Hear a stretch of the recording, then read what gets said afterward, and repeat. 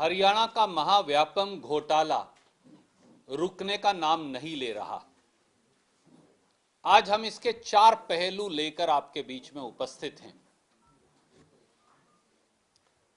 नौकरी बिक्री महाव्यापम घोटाला अब बना है मुख्यमंत्री पर्दा डालो और अपराधी बचाओ योजना। दूसरा पहलू, मुख्यमंत्री खट्टर साहब ने झूठ बोलकर क्यों बरगलाया और किसे बचाया। तीसरा पहलू, हरियाणा स्टाफ सिलेक्शन कमीशन व board of school education Haryana की नौकरी बिक्री घोटालों की जांच शुरू होने से पहले ही क्यों बंद कर दी।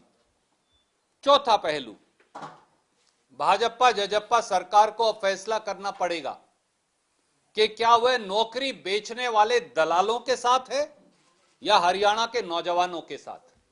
और अब मैं आपको सिलसिलेवार इस आपका ध्यान आकर्षित करूंगा।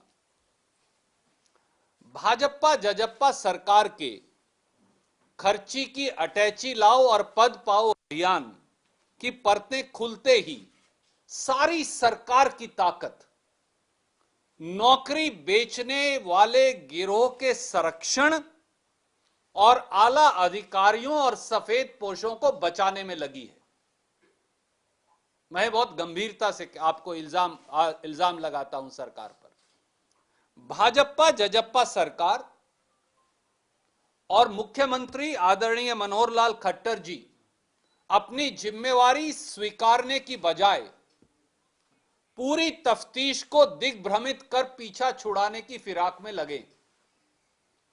लगता है कि पुलिस और विजिलेंस विभाग अब दोनों मिलकर इस नौकरी घोटाले की जांच पूरी होने से पहले ही या जांच शुरू होने से पहले ही पर्दा डाल रहे हैं। पूरी सरकार मिलकर किसी कीमत पर और किसी तरह से सारे मामले को रफा दफा करना चाहती है। यहां तक कि मुख्य दोषी भी अब पुलिस रिमांड और हिरासत से छुड़कर अब न्यायिक हिरासत में चले गए और चैन की सांस ले रहे। इस गति से ये चलता रहा तो बहुत जल्दी वो जमानत पर भी छूट जाएंगे। और साल 2018 के हरियाणा पब्लिक सर्विस कमीशन के रिश्वत दो नौकरी लो कांड की तरह यह मामला भी पाताल की तह में छुप जाएगा। पर प्रदेश के युवाओं की ओर से मैं ये कहूंगा कि आदरणीय मुख्यमंत्री खट्टर साहब और भाजपा जजपा सरकार अपनी जवाबदेही से पल्ला नहीं झाड़ सकते। नए सनसनी खुलेज और तथ्य जो हम आपके बीच में आज लेकर आए हैं वो सीधे तौर से पर्दा डालो अपराधी बचाओ योजना की ओर इशारा कर रहे हैं। भाजपा जजपा सरकार और मुख्यमंत्री को सिलसिलेवार अब नए बिंदुओं का जवाब देना होगा। पहला, खट्टर साहब ने झूठ बोलकर क्यों बरगलाया और किसे बचाया। हरियाणा पुलिस के विजिलेंस विभाग ने 20 नवंबर 2021 को एक व्हाट्सएप प्रेस रिलीज जारी कर, जिसकी प्रतिलिपि मैं आपको भेज रहा हूं, यह आप ही के पास आई थी। उन्होंने यह कहा कि हरियाणा पब्लिक सर्विस कमीशन का डिप्टी सेक्रेटरी अनिल नागर 1 करोड़ से अधिक की रिश्वत के साथ एचपीएससी के दफ्तर से गिरफ्तार हुआ। विजिलेंस विभाग ने 23 नवंबर 2021 को पंचकुला की अदालत में जो रिमांड की दरखास्त दी है उसमें भी यह कहा कि डिप्टी सेक्रेटरी अनिल नागर को हरियाणा पब्लिक सर्विस कमीशन से 1 करोड़ 7 लाख रुपए की रिश्वत के साथ गिरफ्तार किया गया। उस रिमांड की प्रतिलिपि यह है, मैं आपको भेज रहा हूं। पर 23 नवंबर को ही हाई पावर्ड परचेज कमेटी की बैठक के बाद मुख्यमंत्री श्री मनोहर लाल खट्टर ये कहते हैं कि डिप्टी सेक्रेटरी अनिल नागर रिश्वत के पैसे के साथ एचपीएससी के कार्यालय से गिरफ्तार ही नहीं हुआ। तो एक ये वीडियो देखिए उनका।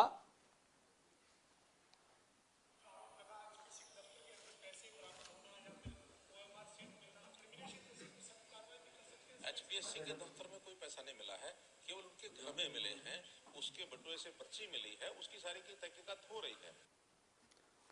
मुख्यमंत्री जी कहते हैं कि एचपीएससी के दफ्तर से कोई पैसा नहीं मिला।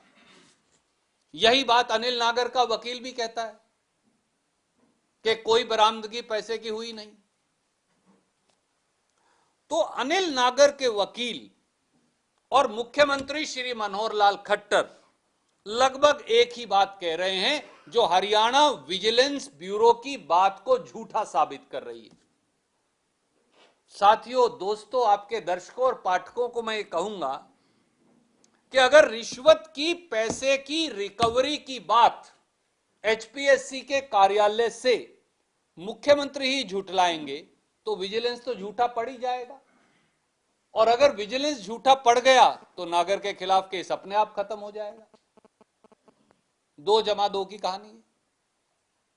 ये वीडियो अगर मैं आपको दिखा सकता हूं तो वो भी दिखा देंगे। तो सवाल यह है कि मुख्यमंत्री श्री मनोहर लाल खट्टर ने अनिल नागर से एचपीएससी कार्यालय में 1 करोड़ 7 लाख रिकवरी लेने की बात के बारे में क्यों बरगलाया और किसे बचाया? दूसरा पहलू, इतने बड़े महाव्यापम घोटाले के मुख्य आरोपी अनिल नागर, ऐश्वर्य शर्मा और नवीन, इनका पुलिस रिमांड कैसे और क्यों खारिज हुआ? कमाल की बात यह है साथियों कि अभी तक पुलिस और पुलिस के विजिलेंस ब्यूरो ने अपनी पूरी जांच शुरू भी नहीं की। न तो अनिल नागर के मामा रामकिशन के घर गांव रिठाल, जिला रोहतक जाकर कागजों की बरामदगी हुई, न अनिल नागर के निवास मकान नंबर 12/766 पुराना आर्य नगर रोहतक में उसे ले जाकर कागजों की बरामदगी हुई, न अनिल नागर के पंचकुला स्थित मकान नंबर 396 सेक्टर 7 में उसे ले जाकर कागजों की बरामदगी हुई,